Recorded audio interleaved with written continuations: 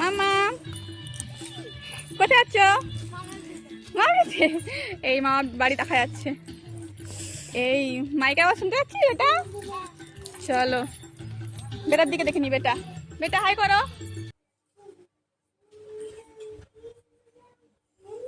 তো মা দেখো পিছনে পিছনে আসছে, ঠিক আছে। তো আমাদের বাড়ি থেকে জেঠু বাড়িটা একটু সামান্য দূরে, হাঁটা পথ, তাই আমরা একটু আসছি হেঁটে হেঁটে। মা আসছেন পিছনে। তো মা আসার পরেই তো আলতা পরানো, মানে আলতা পড়ছে। আমার ছেলে কোলবার হয়েছে তাই জন্য, ঠিক আছে। তো আমার ছেলে কোলবার হয়েছে, ঠিক আছে, সবই ঠিক ছিল। আমার ছেলের একটু সেদিন একটু শরীর খারাপ হয়ে গেছিলো, তো বরযাত্রী যেতে পারিনি, সেরকম ভালো আনন্দও হয়নি। তো যতটা করেছি ততটাই আপনাদের কাছে শেয়ার করছি আর কি। তো এখানে আলতা পরা স্টার্ট হয়ে গেছে, সবাই মিলে গল্প হচ্ছে আর আলতা পরছে। তো এটা আমার আরেক ভাইয়ের বউ, ঠিক আছে। আলতা পরছে জেঠু ঘরে। আলতা পরার পরে এবারে সবাই গায়ে হলুদ হবে। গায়ে হলুদ সব মাখামাখি শুরু হয়ে গেছে। তো আমার ছেলেটার শরীরটা খুব খারাপ ছিল বলে তেমন ভিডিও করা হয়নি, তো যতটুকু করেছি ততটুকুই আপনাদের কাছে শেয়ার করছি।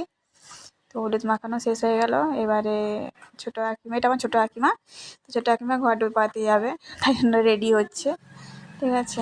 এবারে দাদা বসে যাচ্ছে, সামান্য একটু দূরেই পুকুরটা, তাই জন্য আমরা যাচ্ছি সবাই মিলে।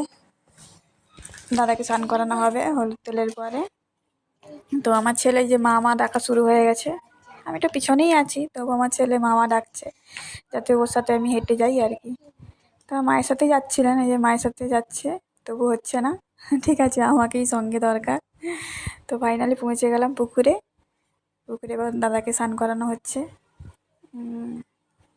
সবাই ওটা নিয়ে ব্যস্ত। তো আমার ছেলের শরীরটা খারাপ ছিল বলে আর খাওয়া দাওয়ার পরেই আমরা চলে গেছিলাম।